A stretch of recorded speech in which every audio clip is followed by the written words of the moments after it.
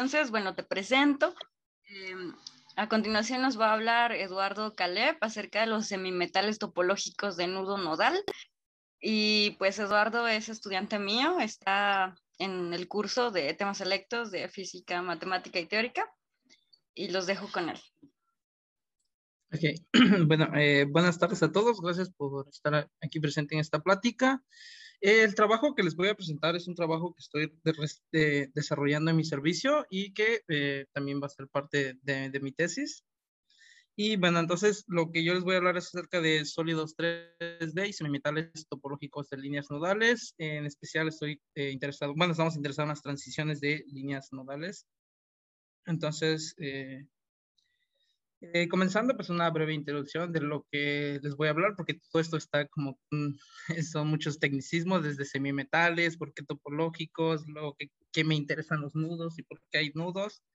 Bueno, entonces, la introducción, los semimetales topológicos, el sistema que nosotros vamos a que estamos trabajando, que es un sistema de 2 niveles. Hablarles un poco del hamiltoniano continuo y el de red y el término de masa que nos va a dar las transiciones, nuestras conclusiones y las perspectivas a futuros o el trabajo que nosotros queremos desarrollar con mi asesor. Bueno, entonces, una breve introducción es que el estudio de tanto los aislantes topológicos y todo esto sucedió con el efecto Hall cuántico, y lo que estaba pasando con el efecto Hall cuántico era que rompía con el paradigma de Landau, en el cual, lo que sucedía es que hay una teoría de Landau en la cual nos dice que todas las transiciones de fases se pueden entender como un rompimiento de simetría, y hasta eso todo había estado bien, hasta que pasa lo del efecto Hall, y entonces está ocurriendo como el fenómeno de longitud de correlación que tiende a infinito, que es lo que sucede en los puntos críticos. Y lo que sucedía en los sistemas en el efecto Hall cuántico es que estas longitudes de correlación que estaban divergiendo no estaban asociados a una transición de simetría, sino estaban asociados a una transición de las invariantes topológicas. Entonces, lo que estaba viendo lo que se entendió con los con la longitud de correlación que divergía, estaba viendo una transición en las invariantes topológicas, y bueno, todo eso empezó, y el efecto Hall cuántico se había encontrado en sistemas dos dimensionales, que eran sistemas que tenían, que son fáciles de tratar, y en especial pues se hace lo que es el trabajo de estado sólido, que es proponer redes periódicas, y en lo cual entonces, eso es un poco de la introducción de lo que son de lo que es el campo de estudio de los aislantes topológicos, los semimetales topológicos y todo esto. Entonces, en especial fue el desarrollo que se hizo en el cálculo de la red de Panal, el Honeycomb Lattice, y en el cual se proponían dos subredes, A y B, y estas tenían estaban asociados a unos vectores A1 y A2, que los llamamos vectores de la red, los cuales simplemente van a repetir este patrón. O sea, si yo tomo A1 y A2, entonces no sé si se ve mi puntero, pero esta red con el A1 me produce esta, y con el A2 me produce esta, con el menos A1 me va a producir dos acá, y bueno, entonces, toda esta red yo la puedo generar con estas dos subredes y generando estas dos vectores de la red. Y bueno, lo importante también es entender construir lo que se le llama el espacio recíproco, el cual está dado en términos de lo que le llamamos el momento cristalino o el momento periódico. Y bueno, y cada uno de estos niveles está relacionado una energía por el sitio al cual lo construimos, y se le llama la relación de dispersión, EK, y esto entonces está en función de los momentos, que va de menos KY a KY, y estos van de menos pi a pi. Bueno, aquí no se ve un poco, pi entre A. Y bueno, entonces lo interesante de lo que surgió del modelo del Panal era que si uno se enfocaba en estas pequeñas energías alrededor de la energía cero, estos se comportaban como unos conos, los cuales describían lo que le llamamos cuasipartícula de Dirac sin masa. Y bueno, además de que En la relación de dispersión no hay lo que nosotros le llamamos una brecha energética. O sea, hay puntos en los cuales para cierto valor del momento la distancia entre las energías es bueno, siempre es continuo, ¿no? Hay puntos donde lo que le llamamos la banda superior es la banda de conducción y la banda de valencia se tocan y pues eso en principio, bueno, y eso es entonces un semimetal. Un semimetal son relaciones de dispersión en los cuales no hay brecha energética. Entonces, hay puntos en los cuales se intersectan las bandas. Y bueno, entonces, la construcción de esto es con el modelo, bueno, todo esto se construye a partir de lo que llamamos el modelo de amarre fuerte, el time binding model. Y bueno, entonces se construye más o menos esto es lo que construimos en estado sólido, que es el momento, digo, el hamiltoniano continuo, el hamiltoniano bueno, construimos lo que es el hamiltoniano red, y bueno, estos son lo que se obtiene, y estos, cada punto delta n están asociados a estos delta 1, delta 2, delta 3, y bueno, entonces uno a partir de esta, diagonalizando esto, es que uno obtiene esta relación de dispersión, y bueno, entonces lo interesante, como les había comentado, eran los puntos donde existen brechas de energía, o sea, puntos alrededor de los ceros, y entonces lo que se hace con este hamiltoniano de red es estudiar los puntos en donde esto se hace cero. Entonces se empieza a hacer una aproximación de este hamiltoniano y bueno, entonces se empieza a construir ciertas, o se empieza a hacer esta deducción del hamiltoniano continuo y lo que se observa del hamiltoniano continuo es que se puede escribir en términos de lo que le llamamos unas gamas, que son las matrices de Dirac, y eso, bueno, en fin, encaminó al estudio de lo que son los semimetales topológicos. Y en los semimetales topológicos lo que se hace es proponer un hamiltoniano continuo, el cual describa unas álgebras de Clifford. Y bueno, entonces esto es en esencia lo que va a ser un hamiltoniano. Y en esencia se empezó a estudiar con simetrías discretas, los cuales tenían que ser simetría de inversión, de reversión temporal y la simetría de inversión espacial. Aquí este 2 es de las referencias. Y bueno, entonces esto fue a partir de la extensión del hamiltoniano de Dirac, proponer, a lo que yo me refiero a sólidos 3D, es que esto de QX y QY, que son los momentos, entonces lo que nosotros vamos a hacer es proponer un QZ, entonces eso ya va a estar definiendo sólidos 3D o cristales tridimensionales. Y bueno, entonces en esencia se empieza a hacer se le empiezan a agregar términos extras al hamiltoniano continuo. Bueno, el hamiltoniano, el H0, sí tiene que satisfacer el álgebra de Clifford. Sin embargo, le agregamos términos extras, los cuales, por ejemplo, H0 más la parte B.B y B.', lo que yo voy a pedirles a esta parte de H0 y BB punto prima es que, por ejemplo, cuando yo imponga simetría de paridad, reversión de la P, entonces que esto de hamiltoniano se conserve. Y entonces desprecio términos que son de inversión temporal y pues hago análisis de esto. Y lo otro es tomar en cuenta los que preservan entre inversión temporal y bueno, entonces eso es en esencia un semimetal topológico y todo esto pues fue extender a 3D nuestros sistemas cristalinos. Y bueno, en esencia aquí hay hay unos ejemplos, porque bueno, todo esto es una construcción general, pero aquí hay, por ejemplo, la exploración que se hace para unos casos, por ejemplo, este H1, que aquí más o menos vemos que tiene el nombre que pues, van a recibir estos semimetales, pues es obvio, porque esta es la elección de Bail. Entonces, bueno, entonces aquí en estos espectros que se observan, es que, por ejemplo, aquí lo que tenemos es un modelo de 4 bandas, bueno, así se les denomina, modelo de 4 bandas, y por ejemplo aquí hay un punto donde se intersectan, aquí en estos puntos no hay intersección, y en este punto sí hay 2 intersecciones, y pues bueno, entonces este tipo de intersecciones está asociado a una quiralidad que va a tener el material. Pero bueno, entonces a estos les llamamos los semimetales de Bail. Esto es un semimetal de Dirac.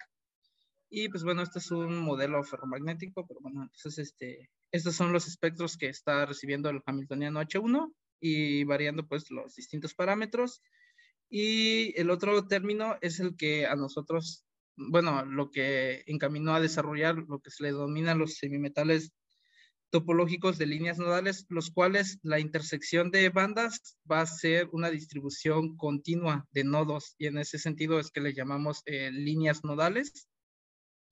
Y pues bueno, entonces esto es en esencia un semimetal de línea nodal. Y bueno, entonces los trabajos posteriores que se desarrollaron fue en tratar de implementar sistemas de hamiltonianos continuos de línea nodal, pero que no tengan, por decirlo así, una simetría trivial, no digo una distribución trivial, que a esto se le llama, pues, pues es la distribución más trivial que puede haber.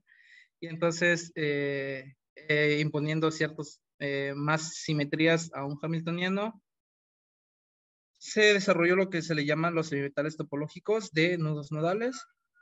Y bueno, en esencia les voy a hablar lo que es el hamiltoniano continuo de dos niveles, los cuales pues simplemente describe este es el hamiltoniano de dos niveles para una aproximación de Type-ID en el espacio continuo, aquí por eso es K.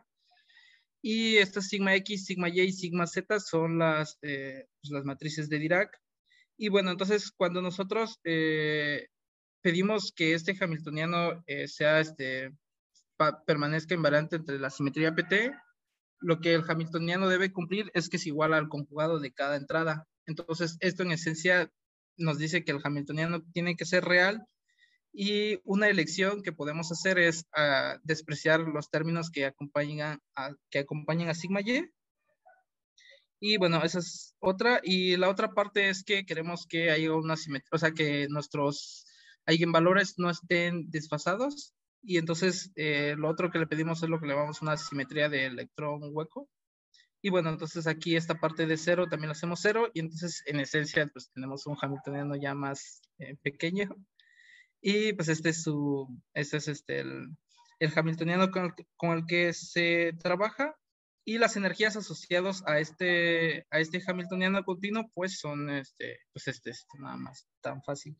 Y bueno, entonces aquí S simplemente es la etiqueta más y menos, y más es lo que le llamamos la banda de conducción, y menos la banda de valencia. Y lo que se interesa, bueno, en estado sólido, a lo que nosotros nos referimos con la energía de Fermi, va a ser la energía promedio. O sea que en esencia, si yo me tomo una energía en la banda de conducción y en la banda de valencia, es obvio que su promedio va a ser el cero. Y entonces a esas energías cero, pues les llamamos las energías cero de Fermi. Pero nuestra suposición al hablar de energía cero de Fermi es que queremos que nuestro material tenga la banda de valencia llena. Y bueno, entonces a eso es lo que me refiero con las energías cero de Fermi. Y entonces aquí nada más dice aquí como una elección de lo que yo voy a definir como nudo: encrustación, embedimiento o encaje, creo que también se le llama. Pero bueno, aquí hay una definición de lo que se considera como nudo. Y bueno, entonces de acuerdo a esta ecuación de la energía, las energías van a ser degeneradas, o sea que voy a tener como dos estados que tengan energía cero. Aquí estas funciones son continuas. Aquí, por ejemplo, energía cero no es proponer de x y de z igual a cero, ¿no? Sino que son funciones continuas. Y bueno, entonces lo que yo voy a tener lo que yo voy a querer encontrar son las energías de Fermi y proponer estas funciones. Entonces, como decía, lo que yo estaba proponiendo era un hamiltoniano continuo en la zona de Brillouin, que por decirlo así es R3 o K3, o sea que va desde menos K infinito a K infinito, y KX, KY y KZ, ¿no? O sea, y bueno, entonces lo que se hace es pensar esto como una proyección estereográfica la proyección estereográfica de cierta función de C2. Y entonces en este caso es proponer esas variables complejas y esa función compleja. Entonces aquí me tomo lo que es la esfera unitaria, bueno, la S3, Y bueno, entonces, bueno, para proponer nuestras coordenadas N1, N2, primero me tomo mis funciones, digo, mis variables continuas. N1 tomo KX, N2 KY, N3 KZ y N4 lo pongo de esta forma. M menos K cuadrada entre 2 y esto pues nada más K cuadrada pues es el módulo del vector. Y bueno, entonces lo único que saco es, por decirlo así, sacar la norma de estas coordenadas y proponer esto. Y bueno, entonces ya es proponer estas N1, N2, N3 minúsculas, los cuales van a estar asociados pues a mi vector unitario. Y bueno, entonces, como les comenté, lo que se hace en estos sistemas topológicos es hablar ya de hablar de las invariantes topológicas. Y en este caso, el mapeo, pues, bueno, la invariante topológica que va a estar asociado a este sistema va a ser lo que se le llama el número de winding o el índice de mapeo. Entonces, aquí nada más es igual, pues, este es winding number. Y pues está de esta forma, ¿no? O sea, es NA y aquí pues es la parcial KX de NB, de NC y ND. Y bueno, entonces lo que va a tener mi sistema pues van a ser estos number winding, entonces solo va a haber estas como transiciones de 0 a 1 y se van a dar para estos casos, ¿no? Y bueno, esto es para el modelo continuo. Y además, pues bueno, al final de cuentas lo que yo quiero hacer es proponer funciones de X y de Z que sean 0. Entonces lo que uno propone es que el módulo de Z a la P y módulo sea Q. Esto me refiero a que son o sea, que P y Q son enteros positivos. Y bueno, entonces sustituyendo en mi ecuación de mi esfera unitaria, pues ya me queda esto, ¿no? Y esto al final de cuentas, pues lo que describe es un toro. Y vamos a proponer otra función, y lo cual entonces esta función compleja, estos ceros de esta función compleja son las que nosotros vamos a estar interesados. Bueno, entonces al final de cuentas, pues ya hizo todo este camino con el hamiltoniano continuo, nada más para proponer quiénes van a ser de X y de Z, que van a estar asociados al real de esa función y al imaginario. Y pues bueno, entonces y además, algo que es importante de estas funciones, de la función 9, es que las fases van a cumplir cierta ecuación. Y lo interesante es que si P y Q son primos relativos, entonces esos van a generar lo que le llaman nodos borromeanos o nodal links, nodos pues, que sí va a ser. Y en caso contrario, lo que van a definir es un nudo, ¿no?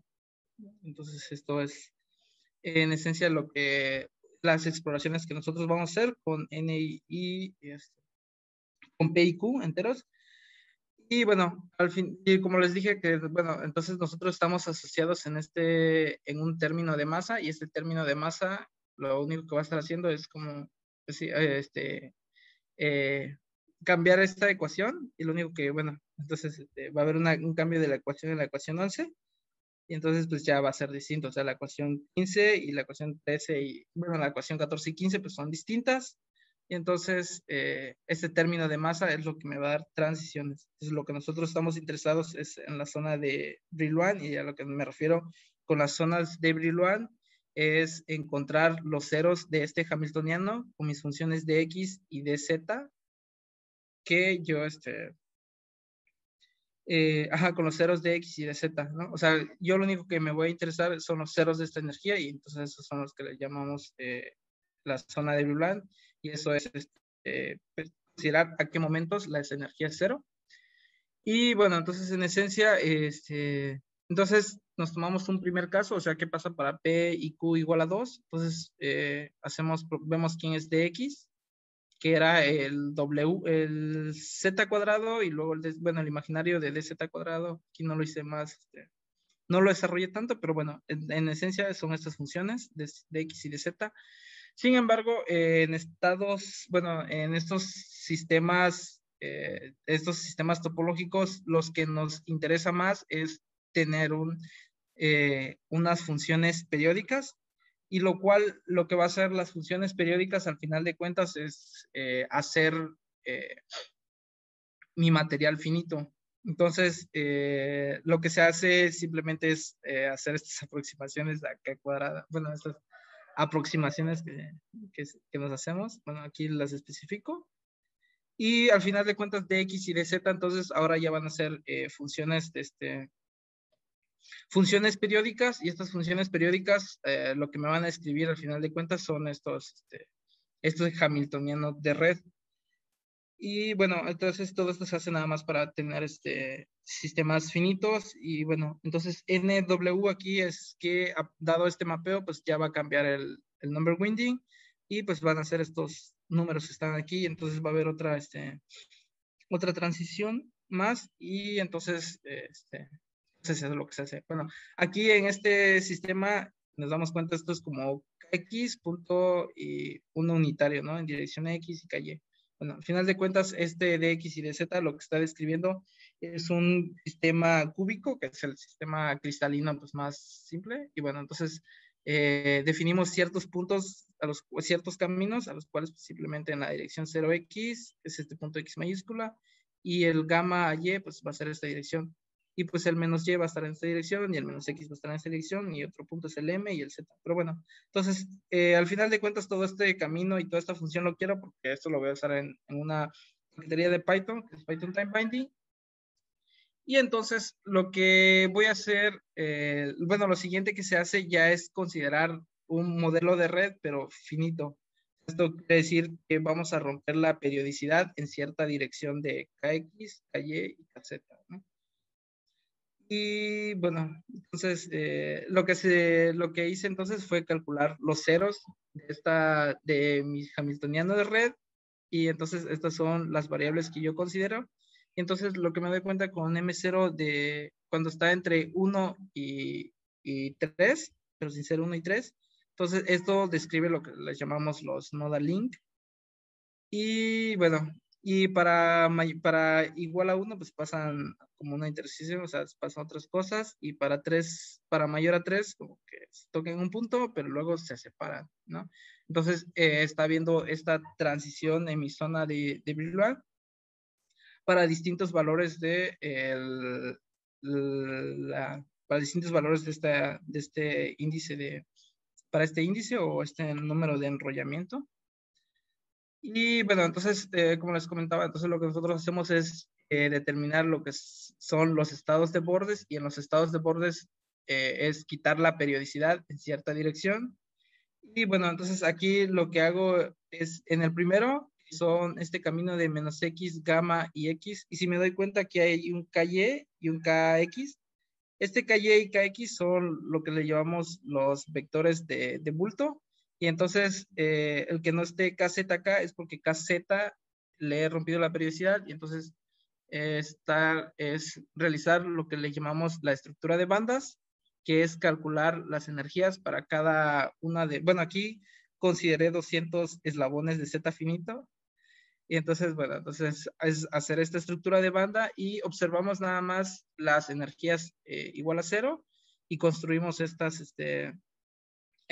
superficies que le llamamos superficies de bandas planas, pero son, pues bueno, describen esta representación. Y esto entonces es para uno. Luego está la siguiente exploración, que es para un este es para M0 igual a 1.5, y pues es esta estructura de banda. Luego los siguientes también para 2.5, que eran los mismos que ya había presentado. Y los siguientes para 3, que vemos que nada más como un punto. Y pues bueno, entonces aquí es cuando ya se separan. Este es para 3.2. Y ahora lo que hacemos con este modelo es considerar el término de masa. Y en ese caso aquí pues igual tengo una presentación de más o menos cómo este término de masa va deformando mis nodos, bueno, mis nudos. Y lo que pasa, bueno, como que un poco simplificar, pero pues sí, los afecta. En 2.5, pues aquí vemos que también se afecta. Bueno, aquí, por ejemplo, ya solo es solo una línea continua. Aquí siguen siendo 2. Y pues bueno, entonces estamos variando MZ, y esto lo que está haciendo pues es afectar a mi ecuación 15, que era lo que les había dicho, que al final de cuentas es lo que estamos interesados en ver estas exploraciones con PIQ. Y bueno, entonces es realizar lo mismo, considerar 200 bloques, este es en la dirección Z, Z no, bueno, este es Z no periódica, este es Y no periódica y esta es X no periódica, y observar pues cómo van cambiando sus espectros de banda plana. Entonces aquí lo único que estamos interesados, bueno, aquí hay una región gris oscura y esto simplemente lo que me está diciendo es cómo está, cuál es la degeneración que va a tener estas zonas, pero bueno, entonces es estudiar estas transiciones.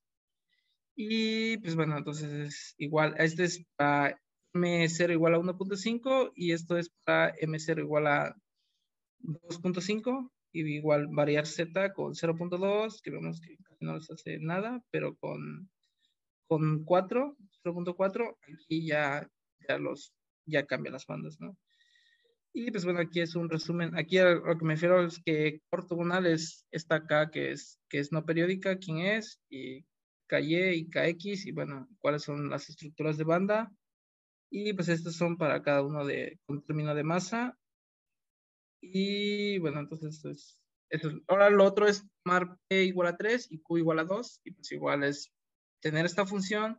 Luego es hacer lo mismo, es proponer funciones senos y cosenos, tal que cuando yo los haga igual a 0, pues me regresen al modelo continuo. Y pues bueno, aquí nada más hay que hacer también una aclaración de cómo se aproximan otras funciones y nada más para construir la función de x y de z, que esto igual, o sea, de x y de z son periódicas, de x y de z, pero en estas primeras ecuaciones, esas sí no son periódicas y bueno, entonces esto es ver la transición que ocurre también, pero bueno, estas son las figuras que se obtienen. Esta es la zona de Brillouin y bueno, igual aquí es construir las mismas estructuras y pues igual ver las transiciones de las bandas planas, ver estas transiciones que están ocurriendo. Y pues bueno, entonces esto es la exploración que ocurre para el nudo de trébol. Y bueno, algo que no se graficó acá, pero es que cuando M0 es mayor a 3, aquí no hay nada. Entonces, para M0 mayor a 3 no hay intersección y cuando no hay intersección es que hay brecha energética y eso describe un aislante. Entonces, como les comenté al inicio, lo que uno hace en estas exploraciones de semimetales topológicos es variar el índice, bueno, alguna cantidad topológica o algo asociado a la topología y bueno, entonces eso es lo que esas exploraciones es lo que realizamos y bueno, aquí bueno, lo siguiente pues ya es agregar el término de base y ver qué va a ocurrir, por ejemplo, aquí en 0.045 sigue siendo el mismo nudo de trébol, bueno, no se ve muy bien desde el video superior.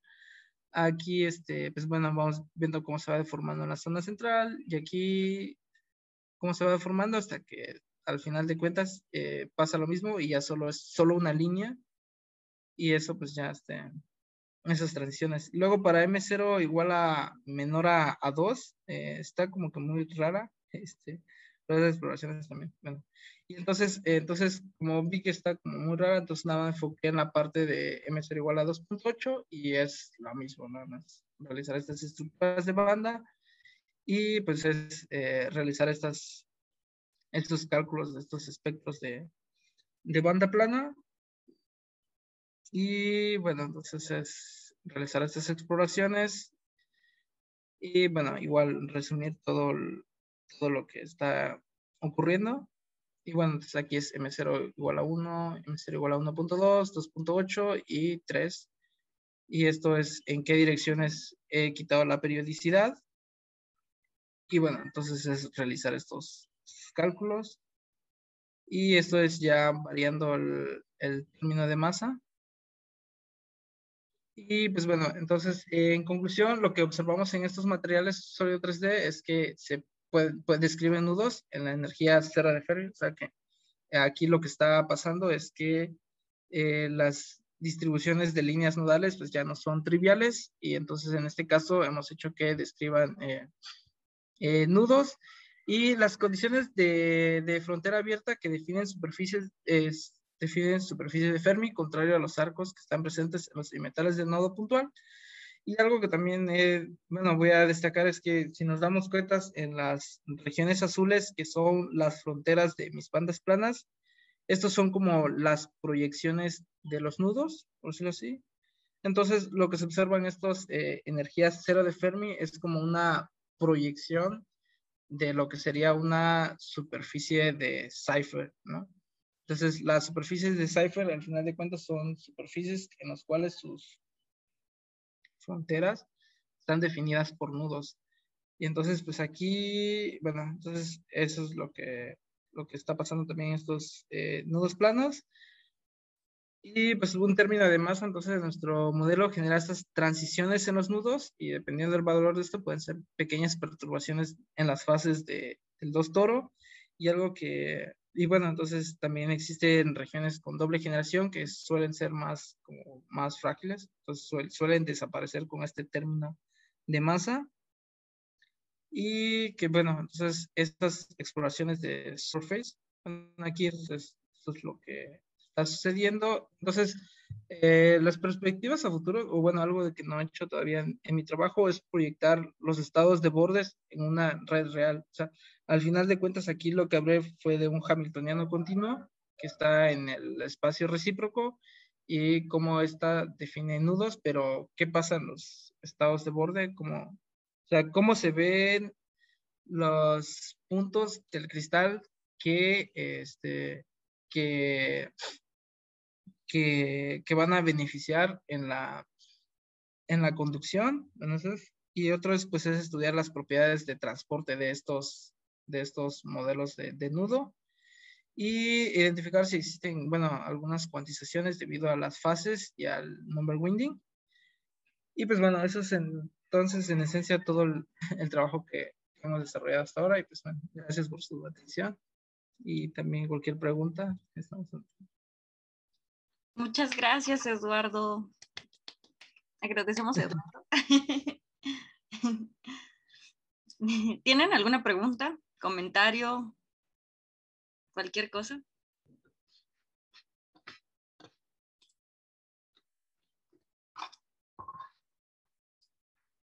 Yo tengo algunos. Sí. Es que me perdí tal vez un poco y quería saber geométricamente qué son los aislantes topológicos.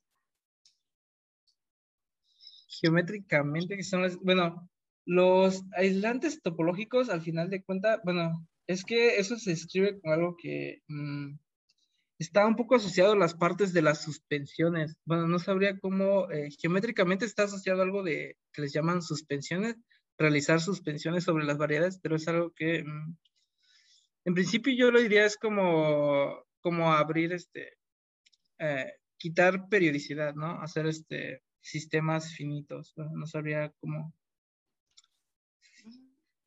Y, explicarlo, pero sí, está asociado a una parte que les llaman suspensiones sobre la variedad. Creo que es como una sigma, o sea, por ejemplo, o sea, si yo hago la suspensión del toro, o sea, como una sigma toro y que eso me lleva a a una esfera. Pero como digo, es son cosas que aún no entiendo porque son muy pesadas, pero según yo está asociado a esa parte, a suspensiones, pero no. Sí, porque todas estas caracterizaciones de la fase se hacen también con teoría K, creo que lo hacen, pero sí, apenas me estoy introduciendo, entonces sí, no tengo las ideas, concretas, entonces terminaría confundiendo más. sí, no Pero, ujú, sí. Es que era lo que comentaba, eh, Cosime, sí. Cosima. Bueno, ajá, Cosima, que ella decía que su red de su cadena de spin era periódica en una dirección, ¿no? Entonces ella comentó que también podría no ser periódica. Entonces, cuando es no periódica, ¿qué tan pequeño haces tu muestra? O sea, ¿qué tanto de esa porción tú consideras? Entonces, a esos efectos de qué tanto, de qué tanto no vas a considerar la periodicidad, a eso se les llama, ahí van a aparecer estados de borde, o sea, va a influenciar cuántos elementos finitos tú cuentes. Y entonces a esos son los que les llamamos estados de borde, y esos estados de bordes son la característica de los aislantes topológicos. Ok, ok. Pero sí sale con eso, quitar periodicidad. Es lo que ella mencionó, de que su cadena de spin iba a ser periódica, pero pero no necesariamente debes tener la periodicidad. Sí, justo también tenía otra pregunta acerca de eso. O sea, ¿qué significa que se rompa la periodicidad? Que vas a tener, bueno, ¿Finito? ajá, que van a aparecer ondas, ondas evanescentes. En esencia es eso, que cuando tú vas a considerar un modelo finito, entonces vas a restringir de tus condiciones en la frontera, pues sí, periodicidad, ¿no? O sea que no vas a tener condiciones de von Karman, que les llamamos en ecuaciones diferenciales parciales.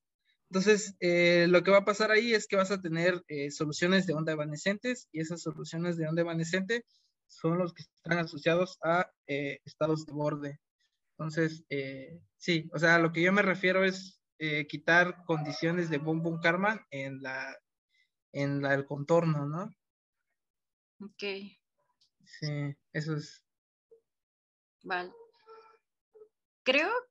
Gracias. Creo que en el chat hay una pregunta muy larga, pero no sé si prefieras, A Joaquín, ver, dar tu micrófono y hacer a ver, que no haya ambigüedades. Ah, sí, es que a veces cuando prendo mi micrófono como que se muere mi conexión, no sé por qué. Pero lo que yo quería preguntar es justo si hay como una generalización del estudio de nudos a otro tipo de espacios. O sea, porque aquí estás diciendo que estudian nudos, por ejemplo, desde el punto de vista de las variedades de Seifert. Y pues ese al final de cuentas es el estudio, ¿no? O sea, estudiar, por ejemplo, el grupo fundamental de una variedad de Seifert con respecto al de otra, porque pues al final de cuentas el grupo fundamental de cada nudo pues es el mismo, ¿no? Es Z. Entonces, podría en otro caso, o sea, extenderlo como a un SN en vez de S1, o podría haber algún otro tipo como de aplicación, por así decirlo, de alguna extensión de los estudios de nudos, o por ejemplo, de las superficies, como viéndolas como frontera de alguna tres variedad. frontera. Es que, por ejemplo, bueno, al final de cuentas, de que se puede extender, sí se puede extender, pero el problema es que en los estados sólidos, bueno, en estado sólido en 3 dimensiones, solamente vas a tener S3 y el toro T3.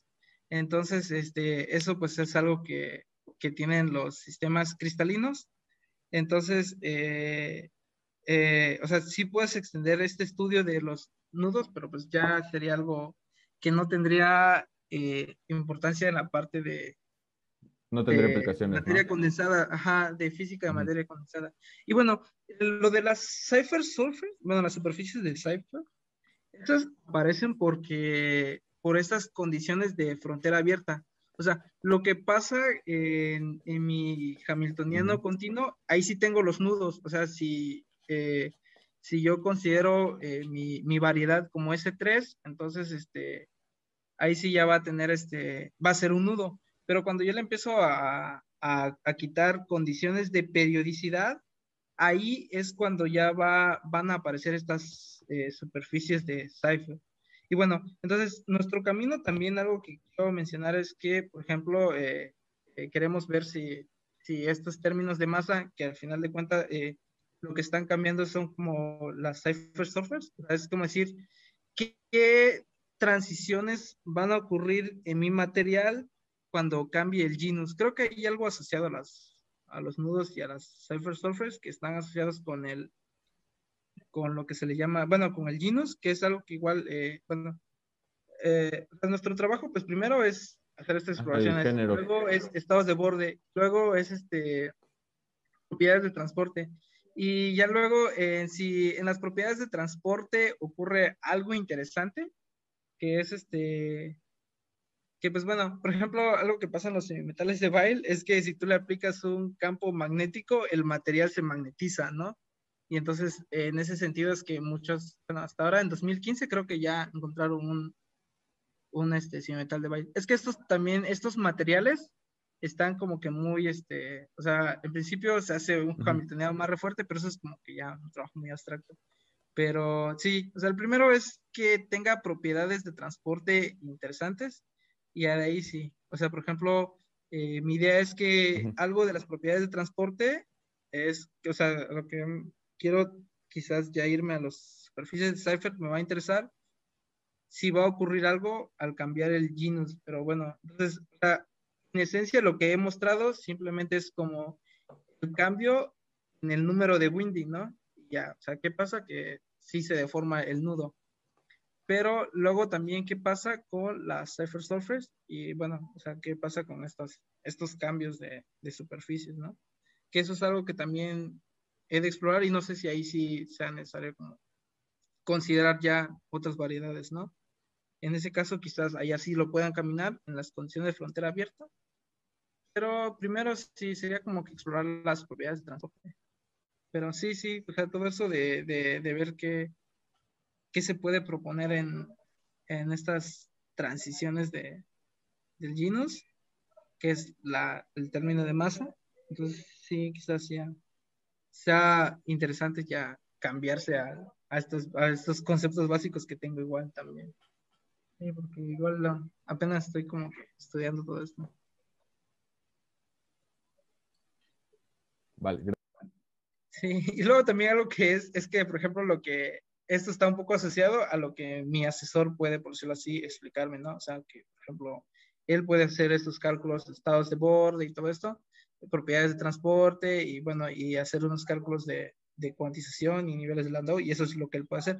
Pero, por ejemplo, si yo le digo esas cosas de Cypher Software, bueno, las superficies de Cypher, entonces, ahí sí, yo tendría que ir solo o tendría que buscar otro lado porque sí, son algo que él no maneja. Entonces es otro problema. Pero sí, sí, claro, sería interesante ver qué propiedades de transporte pasa y qué relación hay con las superficies de Safe. Bueno, pues, vale, gracias. ¿Alguna otra pregunta?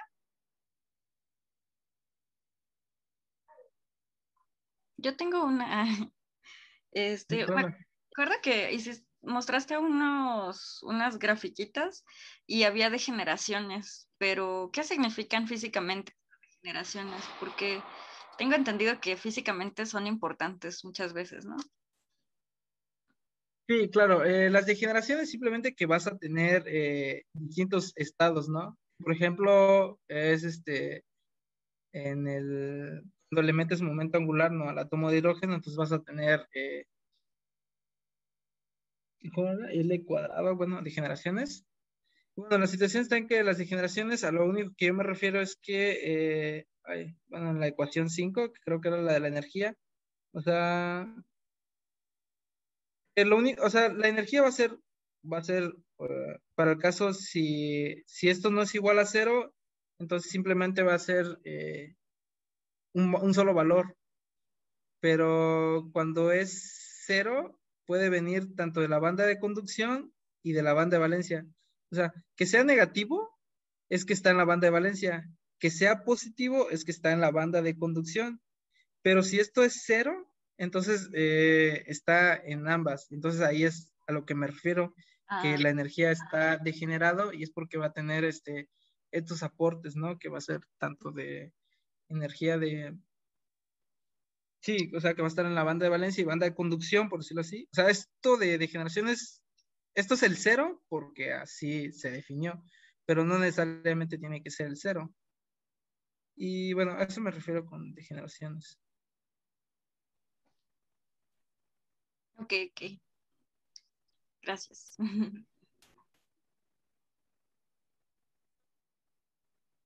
Y hay unas cosas en teoría de nudos que se llaman movimientos de Ray de Maestak, creo. No Sí, es Raiden, sí, exacto. si los utilizas aquí. Por ejemplo, algo que quiero ver es que mi figura, bueno, cuando a ver, por ejemplo, en este nudo, pues no tuve problema porque En M0 igual a 0.5 y M02 igual a 2.5, sí son nudos enlazados, ¿no? Entonces, sí es el mismo nudo.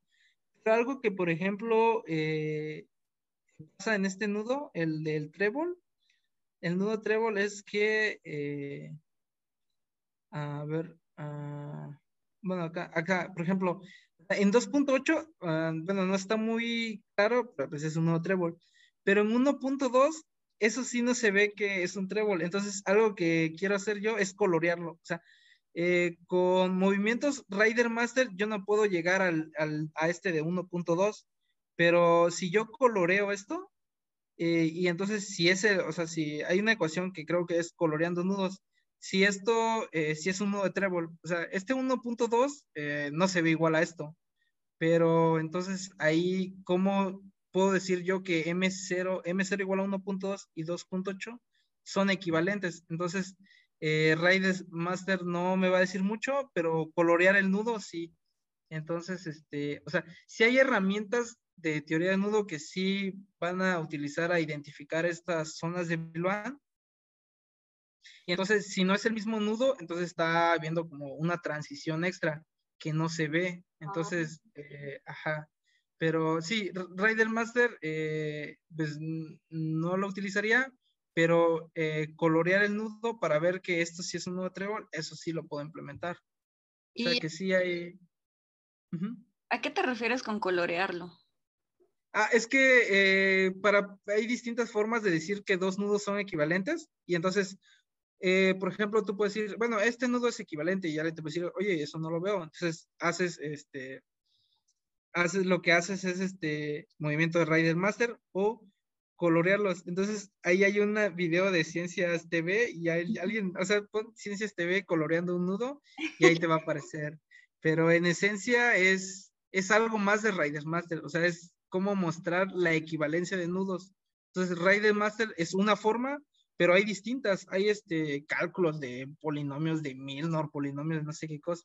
Y bueno, entonces también eso quizás me llama la atención. He descargado unos libros, también no los he leído. A donde yo he usado es movimientos de Rider Master y colorear nudos. Y entonces eso simplemente me va a ayudar como a caracterizar estas transiciones de fase. Pero sí, hay varias herramientas de teoría de nudo que se pueden usar en estos sistemas. Va, ok.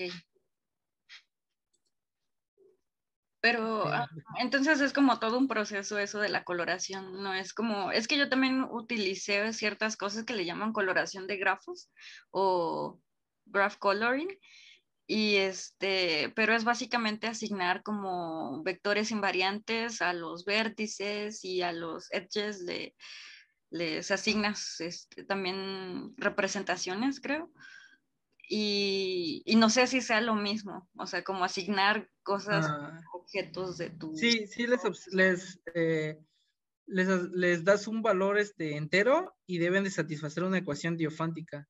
Entonces, que esa ecuación diofántica es única para los nudos. Entonces, eso es lo que se hace en colorear, o sea, es asignarle un número entero. ¿Y Pero esto sí, de esto de las ecuación representaciones. diofántica? Es que yo no sé. Pues son estas, o sea, a ver, ay, perdón. Son ecuaciones en las cuales tus variables son enteras, o sea, Ah, ok, no ok. entran en juego, ajá, no son continuas, o sea, simplemente son enteros. Sí, Wow, aquí, por ejemplo, la ecuación 11 eso sí o sea, que es un módulo 2 bino. Entonces, a esto es lo que cierto, se sí. refiere a unas ecuaciones Ya lo de olvidé. Fanning. Sí, pues bueno, es que digo, esto es muy. Sí, en esto de Estados Unidos se utiliza mucho eso. Ok. Muchas gracias por contestar a mis preguntas. ¿Alguien más tiene dudas, preguntas, comentarios? Siéntense libres de hacerlo. Tenemos 10 minutos todavía.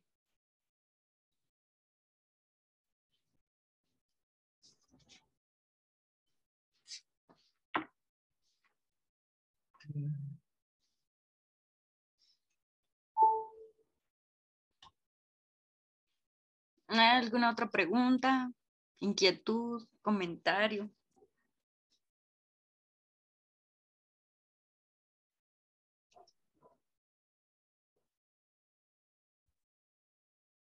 Si no, pues agradecemos nuevamente, Eduardo.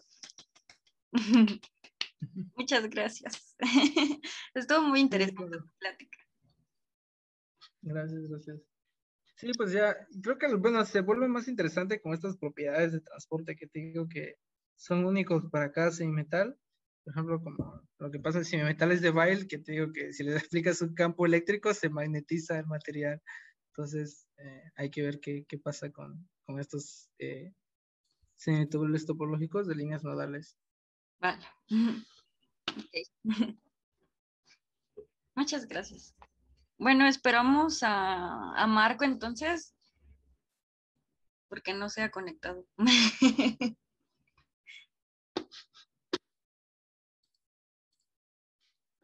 Sí, si quieren esperamos, tomamos un break así breve, pues de aquí a las 5:15, ¿no? A ver si se conecta Marco y que nos hable de sus temas de relatividad numérica. Mientras, no sé si tienen alguna duda, algo que quieran comentar.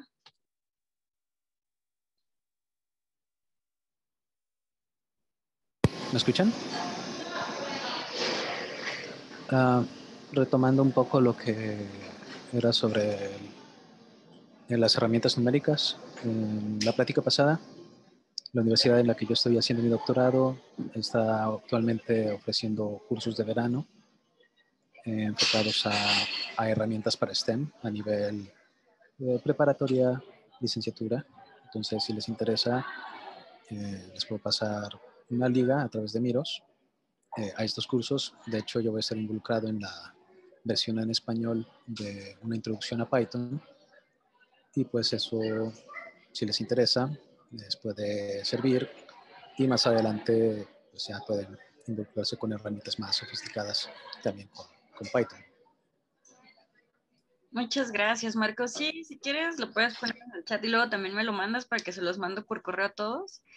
Y creo que ya sé cuál dices, es la de Reyes, ¿no? Exacto, sí, donde participamos. Porque me llegó el correo de Raúl para justamente dar como ser tutor o algo así. Sí. Pero ya no me dio tiempo de hacer nada.